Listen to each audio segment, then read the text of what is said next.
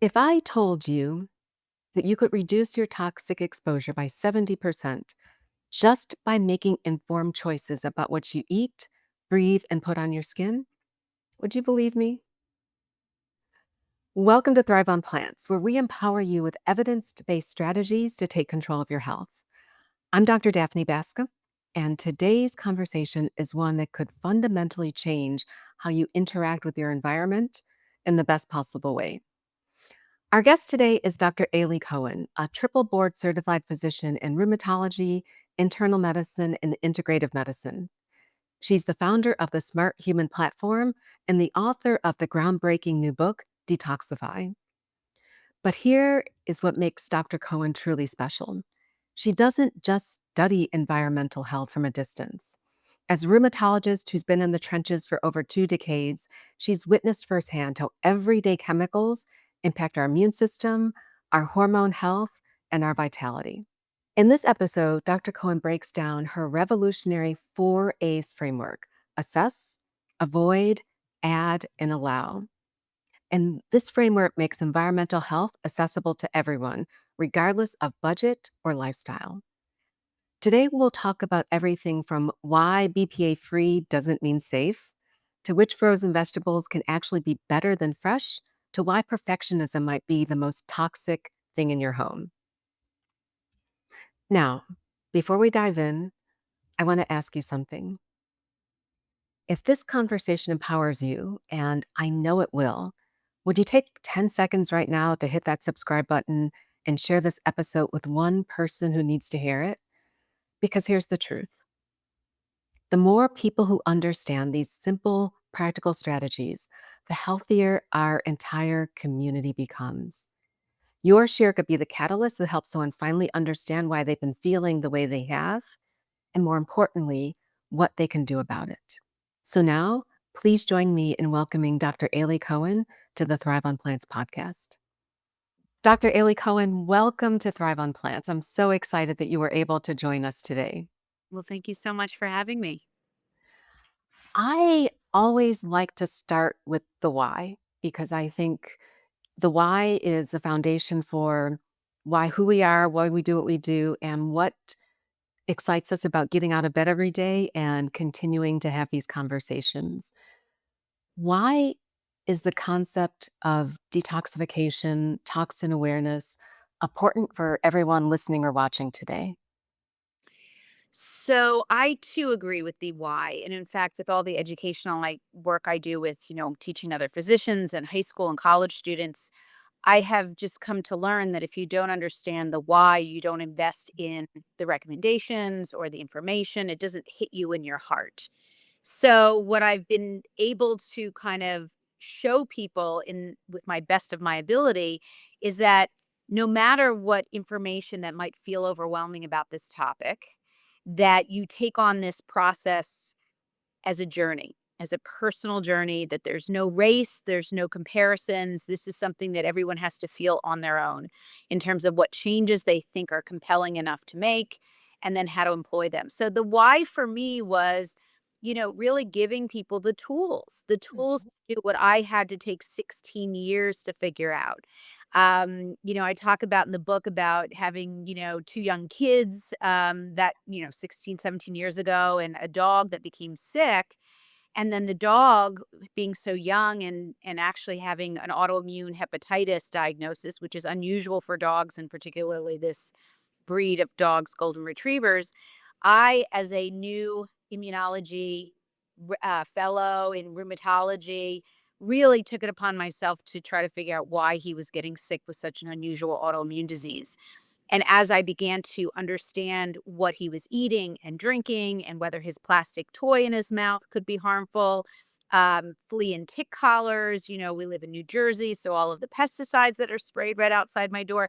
As I was looking into his work, his life, his exposures, it was leading me down this incredible pathway of understanding how lack of um, conversation was happening about human exposure, especially as someone who had gone through medical school and fellowship and residency and, even high school biology, never had heard that this was an issue. And so really it led me into my own why. to save my own dog and to protect my own family. And it is now kind of ripple effect into saving, I wouldn't say saving, that's a little dramatic, but educating as many people as I can on the topics of environmental health so that they too can employ what's important to them, their why for their own lives. And you touched on so many things there, in particular that we didn't learn any of this in medical school. No. Can you define what the exposome is in a way that is understandable for a general audience? Because I don't know that most of us really think about the fact that this exposure history starts in utero. Um, but what is the exposome and how, why is this something that we need to understand? Yeah, the exposome is really sort of this log, this history of what we are exposed to from conception, whatever you deem that to be, all the way through to our deaths. Mhm. So it's this lifelong exposure history. And whether that begins in the environment of the uterus, where cells are rapidly dividing and forming to create the brain, to create the body and all of our glands, to all the way through to the second half of our lives, right? Where, we've fully formed and fully grown, but we're also having hormonal changes that change us through menopause and perimenopause and even, immune system changes as we age. So there's all this fluidity in the human body's existence from cellular activity and development all the way to decay and breakdown. So it's really this, what are we exposed to? Is it, what are we breathing when we come out, from being born? What are we experiencing from the vaginal canal during birthing, all the way through to, the mattress I slept on at summer camp, right? Or the colored hair I have, if people are seeing this. We have lots of exposures, and it's not just chemical, it's a variety of other things. It's your exposure to exercise, it's your exposure to stress, it's your exposure to sleep, toxic people, EMF radiation. I mean, so the Mhm. list is not only just bad stuff we could consider, it's actually really good stuff. And what we need from a nutritional perspective is it part of our exposome. I talk a lot about that in my new book about, which foods have particular nutrients that actually offset what we now know, offset some of the what they call DNA methylation and changes to our DNA exposomic proteins. In other words, what gets expressed into a disease or not disease. So the idea is we have much more control over our bodies and our exposomes if we just learn what those ideas and what those concepts are. And as you started uncovering this, how did you start applying it into your own life? And then what did you start actually seeing in your clinical practice? Because once you start to connect some of the dots, especially as a rheumatologist, I'm sure you started wondering, how do some of these autoimmune diseases or some of these other manifestations of exposures relate to what I'm seeing in people who are walking in my door? Yeah, I mean, one of the big reasons why I wrote this book, I've written two other textbooks, which had their reach was more academic or people who are really deep diving into these topics. What I finally got around to, fortunately, was tying all of my 22 years of clinical rheumatology training and experience, which I'm still practicing now in Princeton, along with what I've layered in for 16 years of environmental health education, along with integrative medicine board certification. So understanding integrative medicine, if people don't know what that is, it's really studying for 2 years, learning all the material about how integrative medicine, which is really this concept of mind, body, spirit, all come together, which includes nutrition, includes ancient methods of healing like Chinese medicine and Ayurveda, and environmental health is built into that as well. So the idea that I could take these three areas that I have been learning all the way through and combine them and apply to what I'm actually seeing as a clinical rheumatologist, which is that we have an enormous problem with our immune system and our autoimmune disease incidence. In other words, we have now in the US, 7 to 14% of the US population, which is about 30 million people, because there's about 330 million people in the US, have or are experiencing at least one autoimmune disease. And because there's over 80, 85 textbook diagnosed autoimmune diseases. And I say that because there's lots of gray zone for a lot of people's conditions that don't fit all the criteria for lupus or rheumatoid or MS. And we have to validate those people and their symptoms. I think that's very important. But the idea that this book could pull together a lot of these areas and really highlight what I'm seeing, which is that we're seeing younger and younger patients with diseases and conditions that I never used to see at such young ages. I'm seeing thyroid conditions in 12-year-olds on thyroid medication, Hashimoto's. I'm seeing a bunch of things, a rheumatoid arthritis in a 3, 4-year-old. It's not that they were never around because we've had these cases, but they seem to me to be so much more, and in people who have no family history. So de novo cases of immune and autoimmune conditions, not because we're better at diagnosing. I mean, I will tell you that we have fewer time, with our patient. We have 15 minutes with follow-ups, 30 minutes with news. So I can't say that it's just we're all so much better at diagnosing properly. I will tell you that it mimics all of the epidemiologic studies from around the world, that we have a growing problem of immune and autoimmune disorders, and it's only continuing to grow. And I will say mirrored by that is the huge market for pharmaceuticals, which I use all of them, right? I use them when they're necessary. Integrative medicine integrates all of our best tools of nutrition and diet and exercise and all that information, ancient healing, with what's also necessary or available for medications. That's what integrative medicine is about. But the fact that we have, a $1 billion industry for biologics and autoimmune disease medications really tells us if there wasn't a need, there wouldn't be a market for these drugs. So, And it's interesting that you mentioned that because as someone with an autoimmune disease myself, you start to think, well, mom had it and grandma had it. And you wonder, is it that we all shared the same genetics or we all had a similar exposome? Um, yeah, and or both. It's really, here's the situation. We all, we tee up what we are potentially going to have throughout our life in terms of health and or illness. Not just by the fact that we have this template of genes from both our parents, right? We have two sets, different lineages, right? So there is certainly a predisposition Mhm. to developing any number of health conditions. And by the way, any number of healthy conditions, right? Being healthier is also something we can pass down as well, right? It's not just the negative or the daunting stuff. But the general rule with environmental health is that your genes tee up the potential. It's how all of these other exposures, good and bad, contribute to the risk of those clinical illnesses developing and showing up to us, giving us symptoms, being diagnosed with lab tests. We can quiet the risk in a way by manipulating our lifestyle and our exposures in a different direction so that maybe those diseases don't ever express themselves. And this has been, vetted out and very robust literature to show this.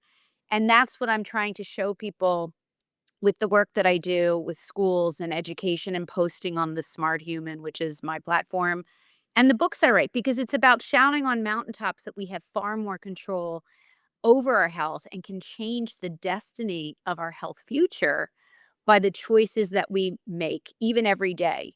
Not that there are scary choices if you mess up or you have birthday cake, because that's built into what I teach also. You need the colored hair if you want it, and you need the toxic turf my kids play lacrosse on. It's a matter of choosing. And I kind of walk people through how they might choose for themselves what are the best changes to make for their better health outcomes. And I just want to, I'll definitely link it below, but this is the book that Dr. Cohen is mentioning. And I've got tons of pages folded over because it is a great digestible and easily readable uh, blueprint for how we can individually apply what you're talking about. And I know a lot of people, when they hear this topic, immediately there's a fear factor Yeah, because everyone's like, I have to get rid of everything in my house.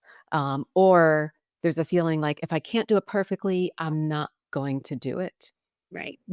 Could you talk a little bit about the 4 A's and how the framework that you outlined in Detoxify that makes it easily accessible to anyone for how do I look at my own life, my lifestyle, and start to understand where I am and how to make small intentional changes to improve my environment? Yeah, so I had to thank you for that question. So I had to come up with a framework for when I teach high school students, all the way to eighth graders, all the way to doctors. And believe it or not, the eighth graders have the best questions. But I will say this, it's the same material, it's how you frame it. So I think that's really important to know that many of the smartest, smarty pants doctors have just the same, knowledge base on these topics in many times as eighth graders. And so it just shows you the dearth of what we need to get out there, I think all of us, including within our families. But when I talk about this topic, I had to come up with a framework that I thought was tangible. And so, besides there being a 21-day plan, right? Mhm. Everyone 21-day plan, dive right in, don't think too much. This is how we get started. Toss this, add this, blah blah blah. That's great. People really love that.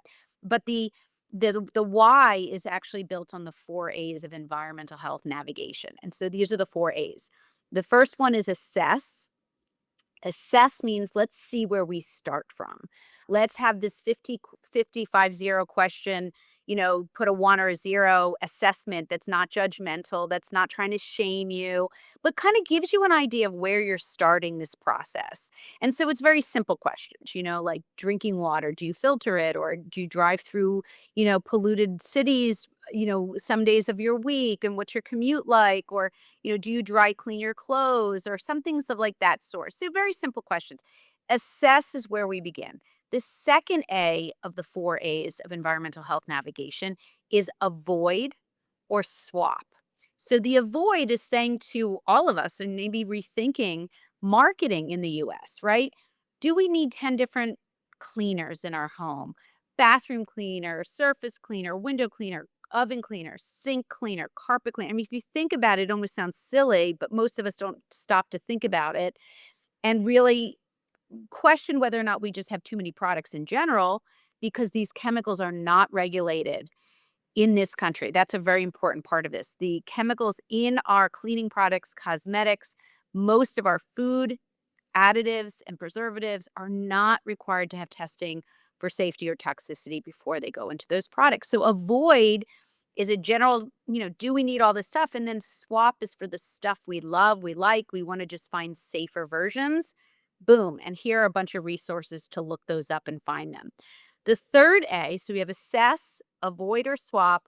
The third A is add. And it comes from a lot of the training I had in anthropology and evolution. What do we need as human beings, just human beings, to make our cells work better, our organs work better? What are the nutritional components that have made us thrive for millions of years of evolution? And what are we not getting now on a daily basis, on a weekly basis, because our lives are just busy and different in modern day times? So the ad is adding in sweating, and and why that's important to detoxify some of these exposures we're not aware of. How do we add in nutrition that we're missing in a very simple and reasonable way from food or even from certain supplements, and how to even vet out those supplements? So I don't even promote brands. I just talk about how do you look at a label, those kind of things. So adding in things like sleep, where we clean our chemicals from around our brain every night. Who knew that existed, right? So adding in is such a piece of this where you can always take stuff away, but you have to add in things too in order to optimize your exposure on a daily basis. And then the last A, which I think is critical to the psychology of this process, is allow. So you need to allow life to happen and not be angry or mad or shamed or regretful from what we are exposed to by even the choices we make, whether we travel or we have, icing on birthday cake gets purple, or, we travel and we can't find our water bottles that we like, or we can't find our filters or whatever that is. Allow takes a deep breath and says, 80 20, 80% when you're home, 20% when you're on the go. Perfect. There's no perfection. It's Mhm. progress. And I just think that's a really big, I live by that. I have kids, I have travel, I do all sorts of stuff, and I can never always get it perfect, and that's fine. It's about doing the big stuff when you can and controlling your home environment, even your work environment, if you have the ability to do so. That's where you have the biggest bang for your buck. And that's something we talk about a lot, which is control the controllables, because it's easy to perseverate over everything you can't control. Mhm. Uh, but you mentioned something, and there was actually a statistic in one of your books about the fact that more than 95,000 synthetic chemicals are approved for use in the United States, but only a small percentage have been tested. And I don't think most of us realize that. I maybe in ignorance or in bliss that we wanna think that everything that is coming that is touching our skin, that we're being exposed to, has been tested for safety. But what I'm reading and what I'm hearing is that that is not the case. And that's true, and it took me a lot of years. Really, years to figure this out because I was so shocked by this, and I felt very much, wronged by the healthcare system. Even 16 years ago, we had so much information on this that didn't make it into my knowledge base. And, so the biggest things to take home really in the sense that there's so many chemicals. There are, you know, we've had the vast majority of chemicals that have been created, synthetic chemicals, pesticides, food additives, food colors, food packaging, different types of plasticizers, air fresheners and cleaners, solvents, building material chemicals. They came mostly after World War II. That Mhm. was where we had this huge creation of chemicals. A lot of it was to support, soldiers overseas, to prevent malaria and all these, infectious issues, to store food in a safer way so that could last for weeks and months. That's canned foods with BPA plastic linings on the interior. It would save on resources like wood and steel and all those things. So there was a lot of drive to create, but there was never this sort of downstream view of what would happen to those chemicals, nor whether they had any human health effects. And so what ended up happening is we have over 95,000. The numbers are actually much higher than that, but the idea is 95,000 is enough to think about that, really have just only been in the human existence for the past 75 to 100 years out of 4.5 million years, that's estimated for human, experience on Earth. So, the idea that we are having such an exposure onslaught of synthetic chemicals that we now know how many of them work, by the way, we can get into that, but the idea that that's only been a very short period of time is a lot for the human body to experience. And if you were to test blood and test urine and test breast milk, often done by our own government through the CDC and the NHANES data, which I talk about, Mhm. you will know that we're filled with these chemicals. The question is, what do they do? Are all of them so bad? Are low level exposures over time terrible, or is it really just the occupational or big time exposures from a train derailment or, a local fire or, the question is how do they work? Which ones are more toxic? Where do they reside? And how can we keep them as best we can from getting into our bodies so that they don't do the potential work they could do? And that's really just, kind of the big picture. I don't want people to get hung up in the minutia of which chemical and, all of the science of 95,000 chemicals. It's really about taking, big ticket changes like your habits, like, your drinking water or your food quality in general. And how do we tweak some of those bigger exposures over time? Because then you get better and better at the little exposures or the ones you don't use as frequently. So yeah, it's a big problem about the regulatory issues. The two biggest regulatory bodies we have in the U.S. Are the FDA for medications, Mhm. which we need, and we need regulations, and we need third party. There's problems with the FDA, but let's just say we have one in place, and it's been working for a good majority of what we're seeing in the drug market. But the only thing that exists in the food or any other exposure world is USDA organic. as a certification. It took 10 years to create and 10 years to implement in the early 2000s. And it is not perfect either, but it is the only certification, if you see the label, that actually does not allow for synthetic coloring to be added, synthetic preservatives, genetically modified ingredients, even in the soil, if it's produce, even in the soil it's grown in or what it's sprayed with. If it's food packaged, a packaged food, it has to do with all of the chemicals that are in there. So, in other words, an entire package of crackers that are USDA or organic are not allowed to have synthetic colors, preservatives, and genetically modified ingredients. So, yeah, people think it's expensive. It's not. I talk about that in the book in terms of frozen USDA organics that are so much cheaper and available. I give all sorts of hacks to deal with this. But again, you don't even have to always get USDA organic. You can wash or soak your produce in 1 part water that's clean and baking soda or white vinegar. So there's a million ways we can look at cleaning our environment that don't always feel cost prohibitive. You There's so much in everything that you just said. Let me see if we can make it actionable for people who are listening. And let's start with going back to your framework with assess.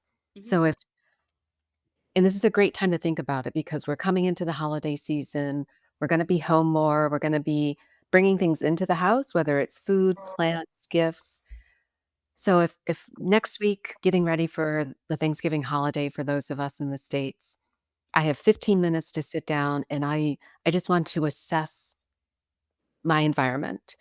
What are 3 big questions that I could ask myself to say, what are the biggest exposure sources in my home that are opportunities for me to address that are the big things, not the little things, but the big things?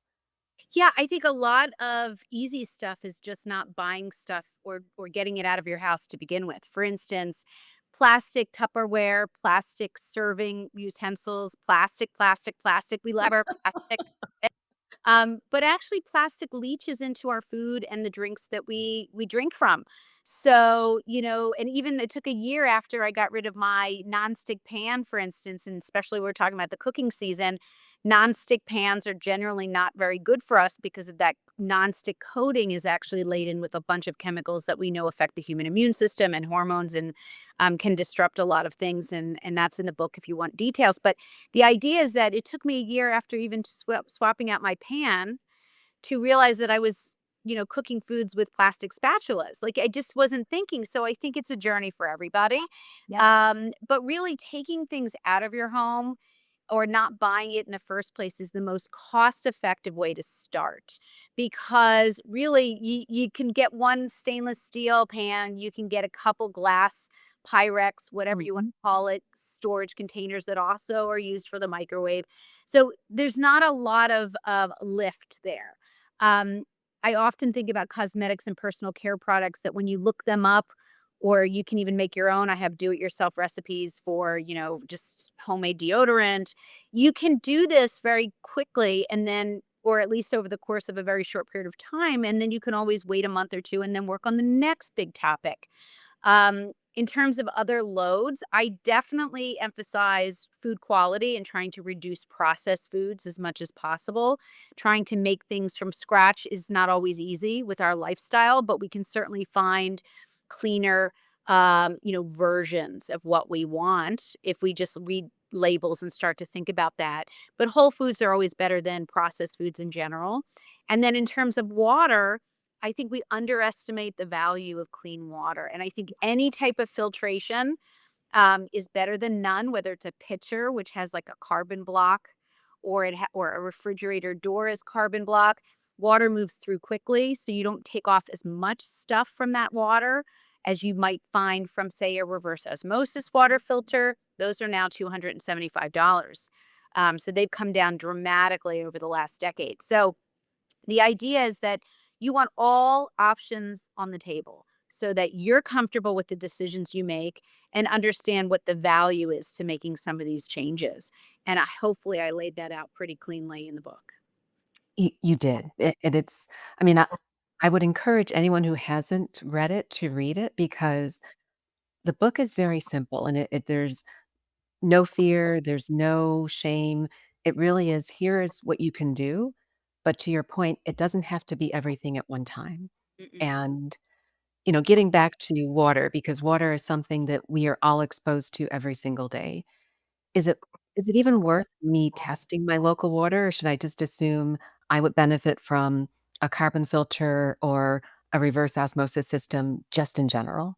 It's a great question. And I say this not just about testing water, but testing our bodies. We spend a lot of money testing, a lot of effort testing, and then we get confused by some of the results, actually. So it can lead to more questions than answers. What I found over 16 years from testing myself, I mean, I still test myself quite a bit, but I do that so that I don't have to test patients all the time, right? Because I want to get the answers on myself and what changes I've made. But here's the thing. Water changes every day. If your municipal tap, you get a once a year report, which is helpful. But it's going to tell you there's junk in your water, okay? Because across the US, our 160,000 wastewater treatment plants serve 80% of the US population. The other 20% of the US population is served by wells because they're more rural, or they are wells that manage a whole town, when they're not close to large systems. So the idea that water from wells and water from wastewater treatment plants both have big problems, really do have big problems in terms of the quality and the testing. Wastewater treatment plants are still following the law from 1976, the Safe Drinking Water Act, that only looks at 91 chemicals nationally in every state. So, all of the different chemicals from any different region, whether it's the pesticides in the Midwest or manufacturing belts, or any number fires in California, those water systems feed into our water drinking water systems and come right out the other end because there's no regulation on testing for anything more than 91 chemicals. Wells don't require any testing for safety, for chemicals, for anything unless you're selling your property, if it's an individual well. So, for all of those issues, back to your question, I always say fix the problem when it hits your home. Fix the problem when it comes through your tap, because that doesn't matter where your water comes from or what contaminates it. You're going to fix the problem when it gets to your home. That's usually a kitchen filter of some sort. Again, anywhere from carbon block all the way through reverse osmosis, which can be a countertop. It can be plumbed in under your sink, which are very easy to actually have done. $150 for a plumber to do in 1 hour. So it's not as overwhelming, I think, as people might think. And hopefully I can guide them. But the idea is testing is going to change. It's too variable. It changes day to day, season to season for your water. Floods change the components of your water, where your town sits with manufacturing. All of that matters I mean, it changes day to day, just like your blood will change day to day from what you eat and what you drink and what you're exposed to, right? And what you breathe. The idea is put the money into the solutions. Always put money into the solutions. If you need to get sneakers to go jogging to sweat, put your money into sneakers. If you want to get a massage or lymphatic massage, put your money into the food, put your money into the filter system. That's always better than testing, because that tends to either add anxiety or has misinterpretation, and I think leads to more problems. A and listening to you, I was actually reflecting on, and I'm going blank on the name of the Netflix documentary, with Darren Olene and oh, Yes, with, Darren O'Lean and, Zac Efron. Darren's yes. a friend of mine, actually. He does this very well, actually, this topic. And I know one episode they had when they were talking about the water supply in France and the fact that how well it's tested, how even public places, I'm pretty certain it was France, even public fountains and dispensaries where you can go and get fresh, clean water. Mhm. Why? What are the barriers to implementing a model like that in the United States? I think the problem is that the infrastructure is so old across the US. We have 160,000 wastewater treatment plants. They have old infrastructure. They have varying problems based on what their local and municipal township exposures are. And each one of those chemicals that needs to be fixed, even from a national law perspective, has to take into effect what the local needs are to be able to put that money into changing the filtering system, to assaying what's in there, and to remediating at a certain MCL or maximum concentration level. So, all of this being said, it's a colossal problem. France is also much smaller. They have a little bit more. ability to navigate their systems. They also separate in Europe the regulatory bodies and the testing bodies. We don't do that in the US. We have them all put together. So there's a lots of, conflict of interest. And so that being said, and what I've always said with the work I do, posting on the Smart Human, writing books, teaching, is we have to have agency over our own bodies to help us make our own choices because we can't wait for one dye to be removed from the food system. But by the way, red dye number 3 is only going to be removed in 2027, in medications 2028. So, this is the kind of thing that we're living, our lifespan is shorter than waiting for these regulations to come through. And I've never waited for any person in government to help save us or me, because I've been through multiple. It doesn't matter about politics. It doesn't matter. It has to do with what I mean, I love people to advocate, don't get me wrong, and to vote your conscience and all of those things, right, in terms of these topics. But when it comes to actual human health, we can't wait for someone else to protect us with laws that are very flimsy and take forever to come through and then need formulation changes in food and products. It's just too long. We kind of need to do this more now, so that we can help our not only our own bodies, but really our generations ahead of us. I mean, or to follow, because that's how we really make a difference from a human health perspective is doing it ourselves. 100% agree.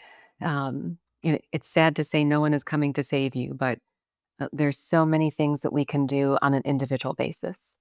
Oh, sure, and more efficiently, and really, like, what I really want people to know that this is a topic that feels so overwhelming, and I get it. It was for me. But if you could take 16 years of doing this and trial and error and figuring it out and recipes and resources that I trust and put them all into a book and say, here's your manual. You go at your own pace. That is what I'm hoping people will see will make it much easier and less daunting, for sure. And it's an amazing starting place because you don't have to start from scratch. Right. You don't have to figure it out. You don't have to be a toxicologist. I'm not a toxicologist. But if I can make it clear to people where these problems live, where they, how they affect human health, and what we can all do about it. I mean, it's empowering. It's really empowering instead of feeling like victims, which I hate feeling like I'm, you know, manipulated in a way that I can't get out of. I mean, I think this book really brings empowerment. I give it to, my teenagers, they have to choose their cologne and their shampoo and all their stuff that they do off of the apps that I teach high school students, that I teach doctors, that I myself teach patients by sitting in the room. So there's such an easy way to get going if you just have the right vetted material to do so. And so, it's a journey for everyone. And in the book, you also mention a lot of easily available resources like Environmental Working Group, the Yucca app. Um, One question I get frequently from my community, and I'd love to hear your thought, is when I talk about USD organic foods. So you can go and you can purchase flash frozen berries, which are great, especially if you may not be able to have access to fresh berries that are organic, low in glyphosate. But then I get the question, well, the frozen berries come in plastic. Isn't that bad too? There is no perfection. Even an RO filter Thank is you. has, potential to leach plastics from the filter itself. I learned that from a big plastics conference. So that being said, we're just doing the best we can. And I will say this, you don't wanna heat anything up in plastic, Right. but if it comes in plastic, you can always rinse it. I mean, anything that I'm using that has canned foods, canned foods are not my first choice because it has this plastic lining, even organic canned foods, by the way, because it's built into the packaging. And so, people are like, "Oh, it is organic." I say, listen, the packaging industry is run by a whole different lobby group, right? They don't want to change anything because it costs too much money to do so, and there's very few substitutions like oleoresin, which is, adds cost to each can. So the idea is that if you can get comfortable picking and choosing the products you like and moving slightly over, that's the way to go. And yes, plastics are part of every human's lives, but I rinse everything off, right? I buy chicken, It's in plastic, right? I buy stuff that I try to rinse off carefully so I don't spread salmonella or anything infectious, but also get off the plastic chemicals.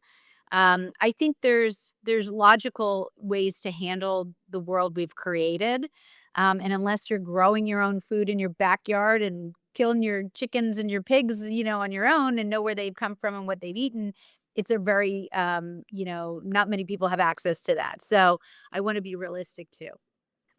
Agreed. And again, it's going back to control the controllables. That is one thing that you can do and one thing you can control. And that also applies to when you see cans that are labeled BPA free. Correct. So there's a lot of substitution chemicals that again, we're not regulating these chemicals. We're not requiring people who make those chemicals to disclose what's in there. It may be very well that there's BPA free. We don't know that. But then there's also BPS, BPSIP, and a bunch of what we call now regrettable substitutions because it's kind of like a whack a mole. And many of these chemicals, particularly BPS, was found to be just as bad for the human body and the hormone systems of the human body and immune systems, immune disrupting chemicals as I describe them in the book. But believe it or not, the only way you're really going to get rid of any of the BPA substitutions is to not have plastic and to really look at glass bottles and glass containers because that material doesn't leach into what we carry. And even with baby bottles, I mean, I have regrets, but I didn't have products back then that maybe were available, but now you can get glass baby bottles. Yes, the silicone nipple is fine because silicone, if it's done properly, is one of the safest plastics there is. And so there are exceptions to, oh no, plastics, but that's one of them where you can actually feel very comfortable. But again, there's a lot more stuff on the market now that's so much healthier for us if we just look. I would agree. And that applies to, for anyone who's thinking about it when you're talking about swapping. So Mhm. silicone storage bags as opposed to plastic bags. You can put your leftovers in them. You can transfer products that you purchase from a plastic bag into a silicone bag. It's also reusable. So you're not adding to the growing amount of plastic that we're disposing of every day. So this swap concept, it's one that you can work into again, not that you have to get rid of everything in your kitchen, but swapping out one thing at a time that Mhm. fits in with your budget Mhm. can apply both to your health and to the environment. Sure, and parchment paper and, Yes. I talk about a bunch of different materials and what to think about, but really thinking about just going old school like our grandparents. I mean, I know it sounds silly to a lot of people, at least to my kids, because, whatever they have no time sense, right? They have no sense of time and space, but the idea that we go back to a simpler time where materials were much harder, the matrix was stronger, where cleaning products really just involved, I don't know, white vinegar and a little lemon and some sea salt for scrubbing, where a surface cleaner was good enough for your, countertops as it was for your windows, as it was for, it's just like we're over marketed to, and we kind of, even in cosmetics and personal care products. I mean, I'm in my early 50s. I've been doing a lot of media for this book, right? And I get, I'm like, oh my, should I be thin? You know, I looking fat? Should I have You Botox? look just fine. I thank you. But I've opted out of a lot of these things because I really had to take a deep breath and say, well, do we really need peptides in our skin creams and pay $50 for a little jar that's this big? And I thought to myself, I use bar soap. I use just a bar of soap for the last 20 years and like a little lotion that's all vetted through EWG or Yucca. It's a matter of, can we pull ourselves out of this frenzy to be young and this and I want people to kind of say it's okay to be who you are and not need to compare yourself to others, whether it's the clean house and the lawns out front or it's your skin product. I just it's there's room and space to just accept the less is more, I think, mantra, in my opinion. But there's so much FOMO out there that if I'm not using it, what am I missing out on? Right, and it's expensive, and there's so many better things to spend money on, like experiences and people and community and, spiritual. I just find that there's just so much better use. Um, for the money that we spend on keeping up with the Joneses, in my opinion. I just maybe I'm aging. I don't know. Maybe I'm just aging and this is the result. But life's experiences, I think, are so much more valuable than worrying about the minutia and the fear that we see all over the internet. I would agree. And I was thinking of you this weekend. I was at a conference, and every room I went to, there was like a different scent or a different Yeah. smell. Yeah. Can we talk a little bit about air quality, air strategies, and the fact that I think our society thinks we have to have a smell to be Yeah. clean or to be fresh? Yeah. It's a billion-dollar industry. In fact, I met someone at a wedding who's one of the big scent makers of Europe. And we got into it, because it's something that if they regulate this in Europe far, far, far more than they do in the US. And fragrances by definition, have become so big because people want to smell good. They also want their rooms to smell good. They Mhm. want everything to smell good as if you can have a Febreze, right? You have a sink full of dead fish and dirty pans, and yet people are like spraying Febreze. I look at that, I'm like, why don't you just clean the pans? But the idea is that, phthalates, which is a group of chemicals that we generally know are in fragrance chemicals and fragrance products products. Phthalates are a type of plastic, believe it or not, but they're a group of chemicals that also extend the length of an odor. So it gives it a longer shelf life. But phthalates do a lot of different things. They also keep the ingredients within the product kind of evenly dispersed. And there's a lot of different components of what phthalates do. But phthalates as a class are incredibly well studied. Dr. Shauna Swan is famous for her work decades ago, and she got a lot of pushback from all the chemical industry, but her work has continued and it's been taken off around the world, where we know phthalates can affect human hormones, certainly fertility, certainly the immune system. We know phthalates, have a lot of health effects that even at low doses over time. Now, it's not that one time you sprayed or that's one store you walked by or in the conference that you went to. It's really, how can you reduce those exposures in your own home, at your workspace where you have so much more exposure potentially and so much more control. One of the early things that I dealt with in the beginning of this 16-year journey was that I was dropping my kids off. I think it's in the book actually. I was dropping my kids off at their daycare center, and the place just smelled everywhere of cleaning products. I would go into the bathroom and it had an automated scent sprayer, and I wrote to the company's CEO saying, I'm here, I'm with my kids. This is 16 years ago. It smells, really strong. I don't think anyone's opening the windows, particularly in the winter. It'd be great if someone, if I could talk to someone because I'm starting to learn more about the harm of these chemicals. Well, wouldn't you know, they must have thought I was going to sue them or something. And wrote to me the next day, literally the next day, the CEO, and we got into this whole conversation, and they ended up removing Lysol, literally Good Lysol for them.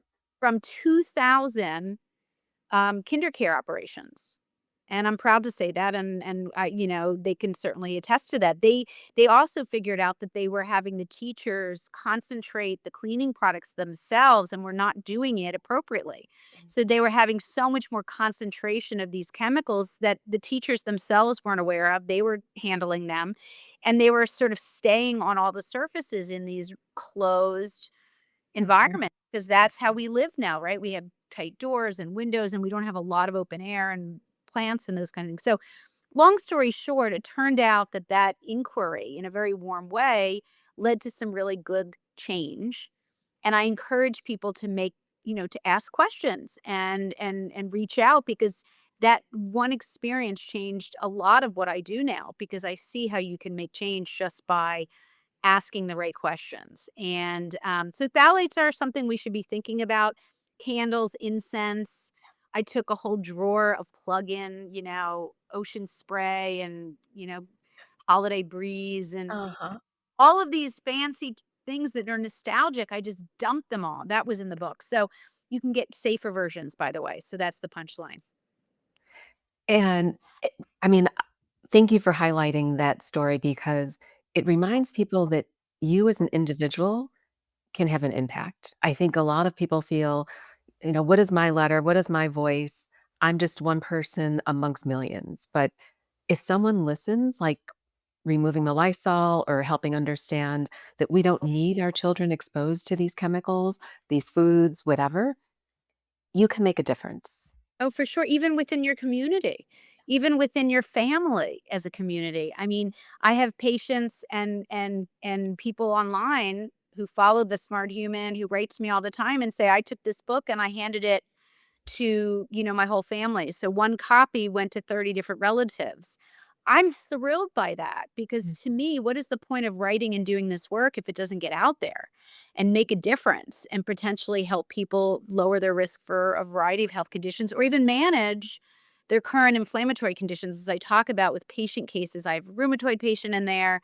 I have a patient complaining of fatigue and then going sort of what's my overview and how do I go about solving this patient's problem of fatigue. So I want people to be thinking that it doesn't take a lot of effort to do a lot of good, even if it's even educating within your own circles.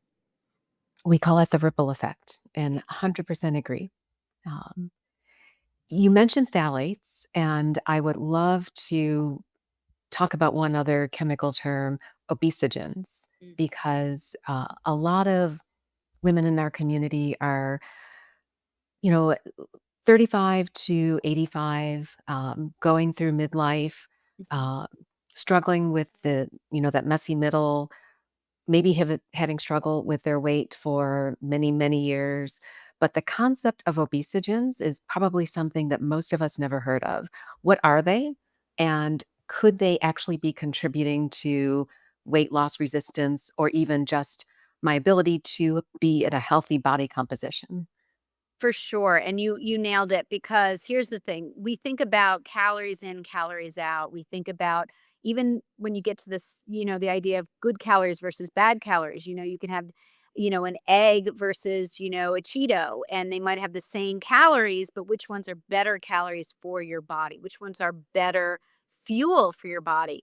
But when it comes to obesogens, it's a reframing of a class of chemicals that were discovered to affect human fat cells, not just in terms of whether or not cells from our bone marrow, the beginning cells, become fat cells, whether or not they shrink or they get bigger.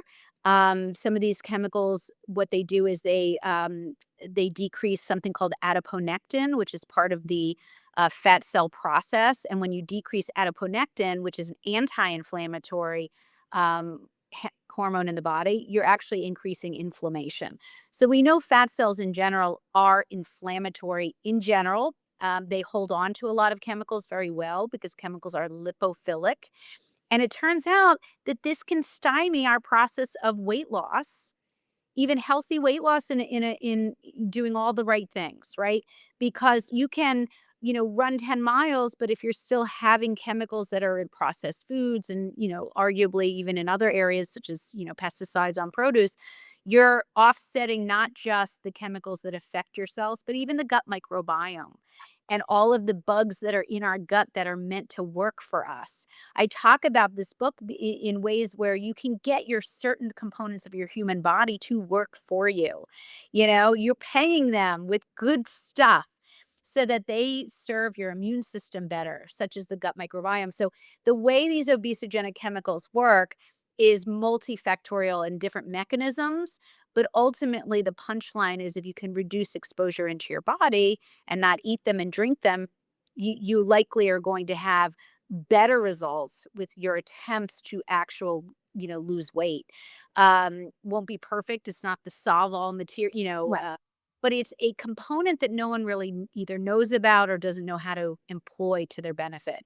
And so that's kind of why I want people to be thinking about the quality of their food, not just the macros of, Big Mac versus, a salad. You want to think about the quality of that salad as another layer. I talk about the Mediterranean diet quite a bit because it's one of the most well studied diets that we have out there. in terms of reducing inflammation and managing the immune system, believe it or not. But when you take a Mediterranean diet and you don't pay attention to potential chemicals that are in that material, such as, not, having pesticides or food packaging chemicals, you're almost bringing it down to the level of not being a Mediterranean diet in terms Mhm. of benefits for your health. So the idea is that we want to think not just big picture, you know, fast food versus, whole foods that come from the earth and right out of the ground and are less processed, but we want to think even a little bit deeper for the obesogenic chemicals that are layered onto our, fruits and produce, in our food packaging and other areas and how we cook our food. Those are all different layers of exposure. So it's just another piece to win the battle of the bulge, so to speak, in a smart and healthy way. It smart and healthy is key, yes, but awareness is the first thing, because if you don't understand that that could be confounding your efforts to be healthy, then you don't know what you need to eliminate or, swap, add, or allow in order to live the life that you're really trying to achieve. For sure. I mean, it's just a matter of knowledge and being on a continuum. Start with what's easier and then keep moving in a way that just kind of gives you positive reinforcement for the work you're doing and for the efforts you're making. It shouldn't be daunting. It should be something that you just keep going and do the best you can, but you get rewards for it. I mean, I test my blood regularly.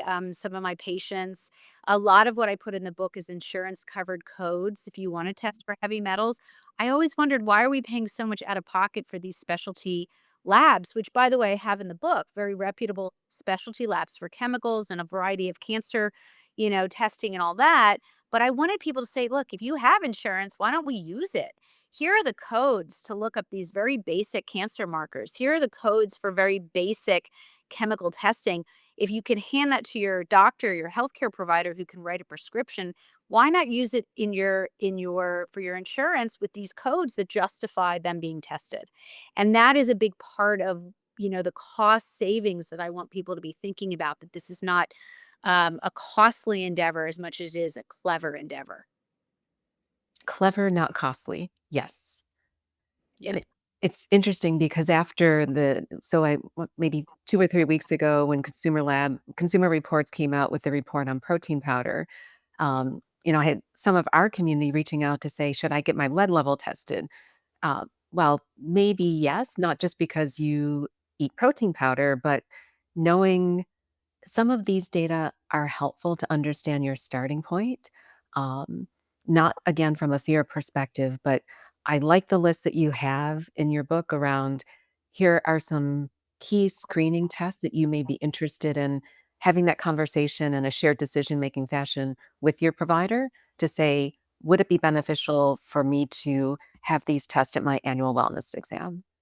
Yeah, and having an open-minded practitioner helps, and someone who doesn't shut down because, again, doctors typically came out of training with very little information in this area, and I don't actually hold it against them. I kind of, hold it against the system.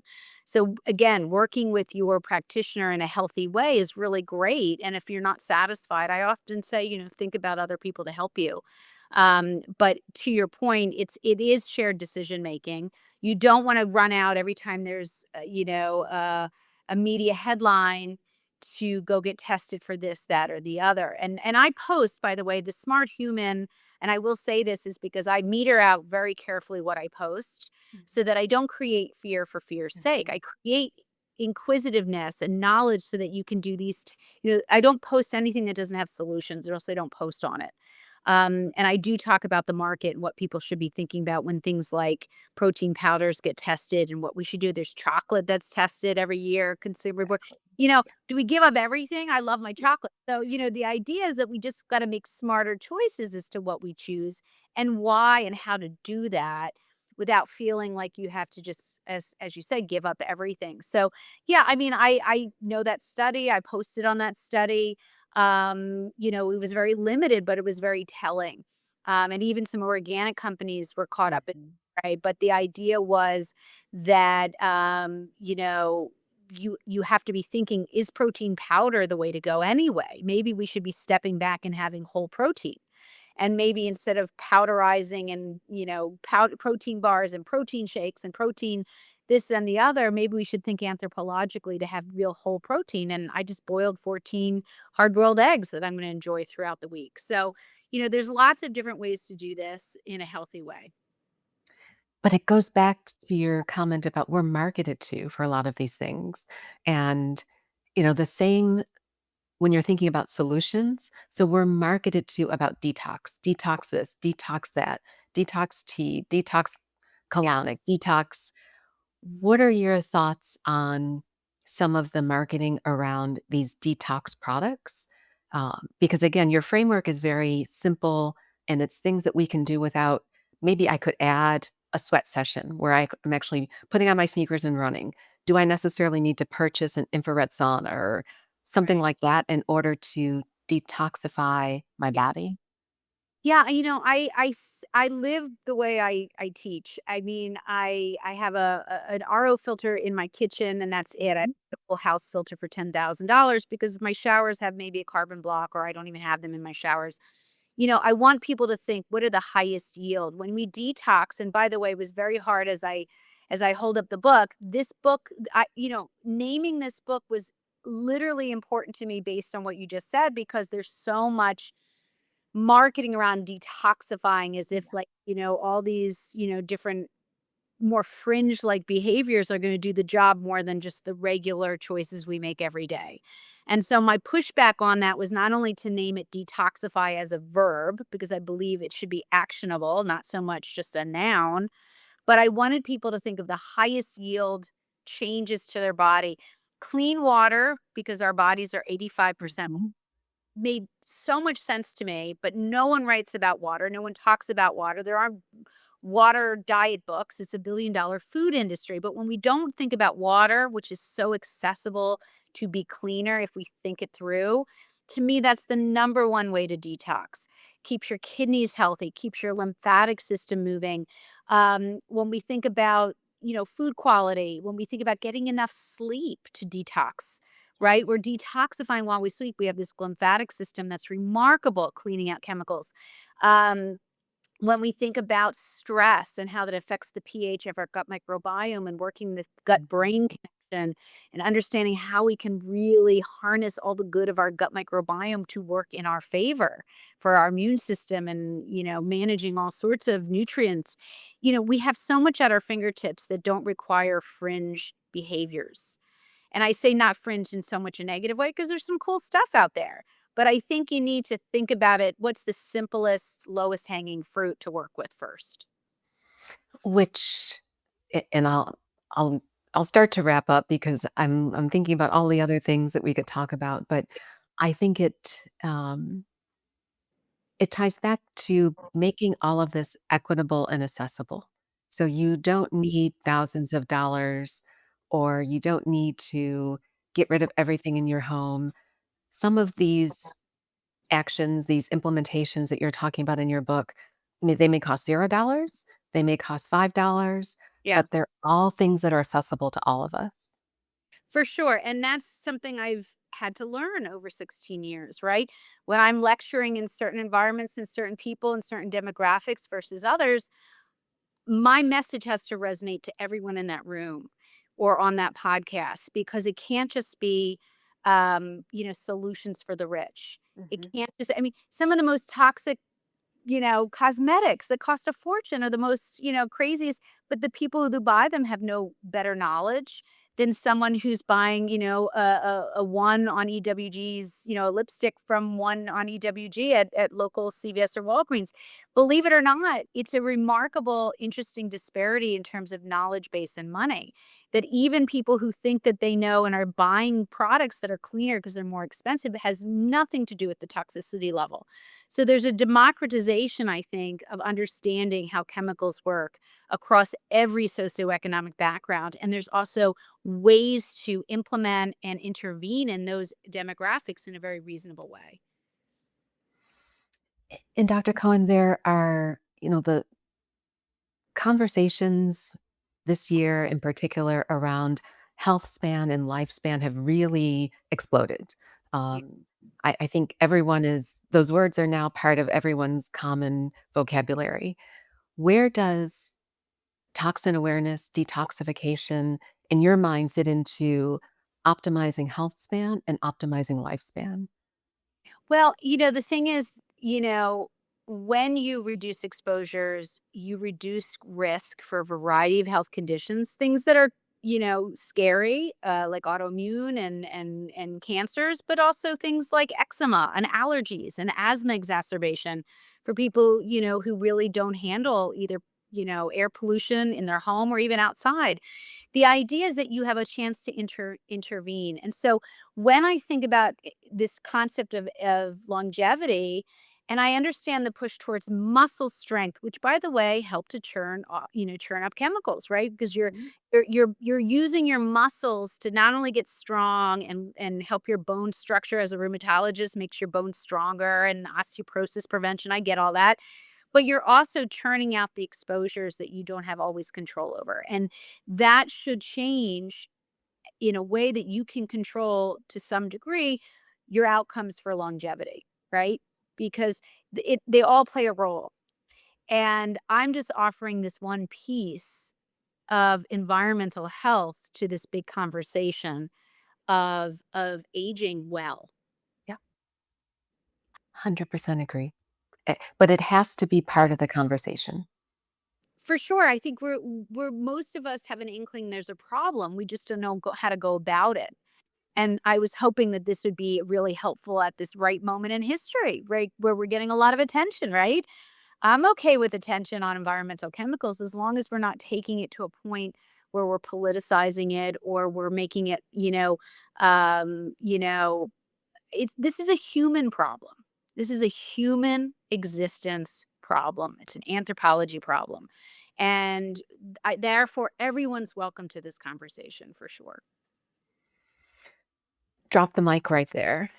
It is a human problem. And more importantly, in your book Detoxify, you provide actionable solutions. And that's really what I love to do on this podcast is don't just I don't like to just talk about the what or the why, but here's what you can do today. And I hope everyone has heard some of the tips that you're providing related to small intentional actions can have a big impact if done and applied consistently over time. That's it. That's it. No perfection. It's progress. And I think that's the goal so that no one gets frustrated and we just keep going on our journeys. But you can almost gamify the issue. I mean, I feel like every single week I find something new and interesting to either employ. I changed out my blender that was plastic. I never really used it for a while, but I realized like, why am I blending all these healthy ingredients in plastic blender when it's like 10 years old and they cost $25, that glass ones at Glass blender. local supermarket. So you pick up things as you start to get, when you know better, you do better, right? And so this is the know better, component where people are just layering in, really reasonable information. When they actionize those, make those actionable statement, moves, that's when you start to see, oh, I can do this. I can do this. This is a game. I can play this game and I'm gonna win it. I'm gonna do okay with it.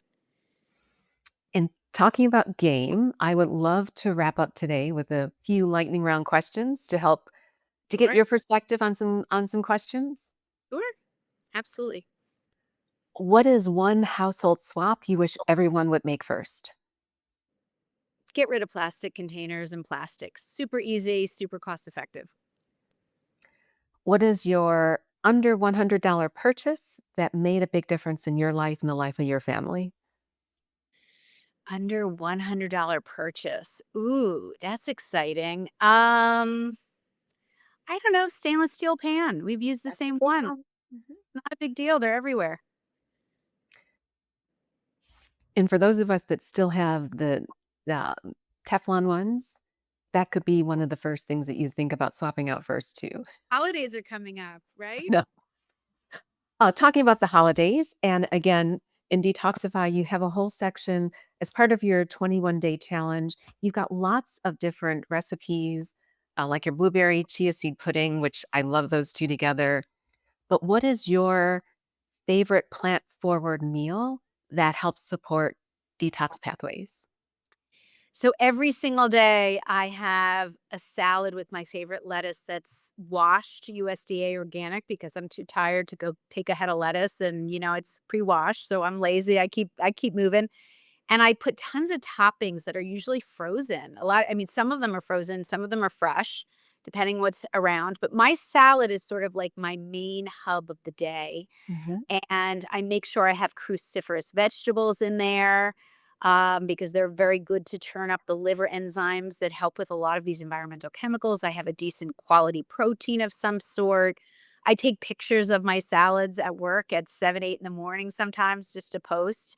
It's a journey, but I really feel like that one meal is my anchoring. I usually take my supplements that I talk about in the book and which ones and why they're important for me, and hopefully for others. And I do it all at this one moment, so I know I get it done.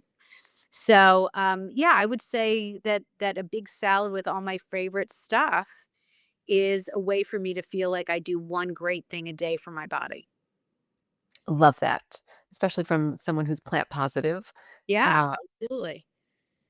and I said I was gonna wrap up, but just one question related to your supplement regimen. You mentioned NAC. Um, is that something that many of us should consider adding to our supplement stack? So NAC stands for N-acetylcysteine. It's a precursor to glutathione. It's very helpful for the liver to kind of get itself moving and working harder to detox. I will say this, in the book, I talk about the 4 fertilizer supplements that I think every human being should be on, but they have to be done well, and here's how to do that. Here's what to look for. Here's what you need to know. I don't talk about brands. I do not do any of that because of the educational work I do, but I give you enough information to figure it out. I would say if we were starting on a list of supplements that were most important, I would say with the multi and the fish oil and the vitamin D, Mhm. and I talk about those and probiotic. Those to me cover so much more, real estate in the human body than NAC. And that you can get NAC, as I talk about in the book, from food. Food is medicine. So to me, I love your question. And there are a bunch of things I talk about as sort of like additional powerhouses. But I always say start with the basics first and then kind of move your way into things that you think are interesting. And your basics are the same as mine. So thank you. Thank you for reinforcing that foundation that, there's some core supplements, and these are meant to supplement a healthy nutrition, not to feel like you're making up the difference. You Right. still need to focus on your protein, your fiber, your fat. For sure. We're on the same page. Final question. Um, what is one thing that you hope anyone listening or watching this podcast takes away and applies today? I would say find the right messenger for this area. I mean, I will say this that there's a lot of information out there and a lot of different messengers. Feel like you've done your vetting to follow, and I'd love it to be me, right? But I want people to understand I follow Dr. Andrew Weil. I follow we all have our mentors and people that we feel maybe we don't 100% agree with, but certainly the basic tenets. I want people to follow, reputable, well versed, messengers for their health information, so that they can feel that they're getting good information that's not necessary, a kickback to products or to powders or to shakes or to creams or to lotions. It's very hard to do this, but vetting out who you listen to and what information you take seriously and implement, I think is really important. I'm teaching that to my kids, for everything in their lives is always look at your sources, try to do an investigation to figure out if these are the people that really are informing you with the most integrity. Wonderful. And I will definitely make sure we link to the Smart Human website, to your podcast, because I think in this sea of information, it's hard to know who is providing, I don't want to say good, um, who are the sources that you can actually trust, who don't have a side interest or a incentive to suggest other things. And I love that you are very agnostic, Yes. and provide education that will empower people to take action on their health. Yeah, and my colleagues who do, have products, it may be fine for them, that's Mhm. Yep. tragic, but Agreed. No judgment. made a choice not to do that just because I feel that my long term goal of educating young people and college students, to me, that's the message and that's the end goal. But yeah, I think just, doing your research like anything else, I think is very, very helpful in this process. So you don't get scared, you don't get over, and you don't get broke. So you don't have to buy a million things to feel like you're going to, implode. So yeah, very important. And thank you for focusing on youth because I think that's where we will really start to see some impactful changes. Yeah, for sure. Next generation for sure. Dr. Cohen, thank you. I went way over time and I appreciate you so much. I appreciate all you do, all the information you put out for those of us who are receptive. And if anyone would like to connect with you, contact you, where would that be? And what is the next big thing on your plate that you are going to be sharing with those of us who are following you? Well, thank you for asking. I practice in Princeton, New Jersey, but I do telemedicine visits for lots of different cases as a secondary opinion for autoimmune and for exposure and anything else people are interested in, even just health and wellness and maintenance, learning about supplements and those kind of things. So that's Aly, ALY Cohen, MD.com, ALY Cohen, COHEN, MD.com. The Smart Human Instagram is really my baby at The Smart Human. The podcast is The Smart Human. TheSmartHuman.com has courses that I am putting out there, and that's the Smart Human Academy. And coming up, I have decided to put together my own health summit in Princeton, New Jersey on April Oh. 5th, in 2026. So I figured instead of just going to all these other summits that I would bring, bring it to my town. But I have people flying in. So I have about 8 of the best, most reputable, lovely, integrative medicine physician specialists. So integrative cardiologist, integrative endocrinologist. I have Dr. Torona Lodog coming in. I have Dr. Jennifer Ashton, Mhm. uh, a bunch of other wonderful people. So good information, consumer facing. It's going to be live streamed. So I'll be posting on the Smart Human about that information, how people might want to register, and then also in person in Princeton, New Jersey. Very limited seating, but I'm going to try to pull this off. And yeah, so that's my new baby. I want to create that and also curriculum. I'm working on curriculum with athletes now and trying to get this into a lot of athlete programs as well. Well, let me know. Happy to share as you're getting ready for the conference the details with our community. And if we're up that way, the train can get me anywhere. So I would love to maybe attend in person if that opportunity Be arises. great. Yes, absolutely. Love to have you. Thank you again. And if there's ever anything I can do to support you, please let me know. You're wonderful. Thank you for having me on the show. I really appreciate it. And thank you for introducing me to your community. You're welcome. Take care. All right. I don't know about you, but I feel like I just received my own private masterclass in taking back control of my health. Dr. Aly Cohen has given us something precious today, not fear, not overwhelm, but genuine empowerment backed by science and wrapped in compassion. So I want to recap a few of the takeaways from our conversation today. First, the 4A's framework. This gives us a roadmap. Assess where you are without judgment. Avoid or swap the highest impact toxins first. Add protective foods and practices, especially things like those cruciferous vegetables and consistent sleep patterns. And perhaps most importantly, allow yourself to be human because stress about perfection becomes its own kind of toxin. Second, small changes create big impacts. That $25 water pitcher, those glass containers you already have in your cupboard, choosing fragrance free products, these aren't just swaps. They're investments in your cellular health and they will compound over time. Third, your plant based lifestyle is already working for you. Every serving of leafy greens, every time you choose whole foods over processed, you're supporting your body's natural detoxification pathways. Now, here's something really special.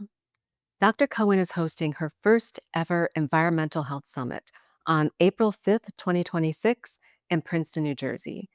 She's bringing together 8 of the most respected integrative medicine specialists in the country, including integrative cardiologists, endocrinologists, and this is going to be both in person with limited seating and live streamed for our global community. So mark your calendars, April 5th, 2026. You can follow Dr. Cohen on Instagram at The Smart Human and look for more details about registration as they become available. And if you're anywhere near the Northeast, this could be the perfect opportunity to connect in person while learning from the best in integrative environmental medicine. Friends, I want you to remember what Dr. Cohen shared with us today. This is not about racing to perfection or comparing yourself to anyone else. This is your journey, and every single choice you make matters. You don't need to change everything overnight. Pick one thing, just one, and start there. Because whatever you choose, you're taking control. You're reducing your toxic burden and that of the people you love. You're reducing in creating space for your body to do what it does best, to heal, regenerate, and thrive. Now, if this episode opened your eyes to new possibilities, please share it with someone you love.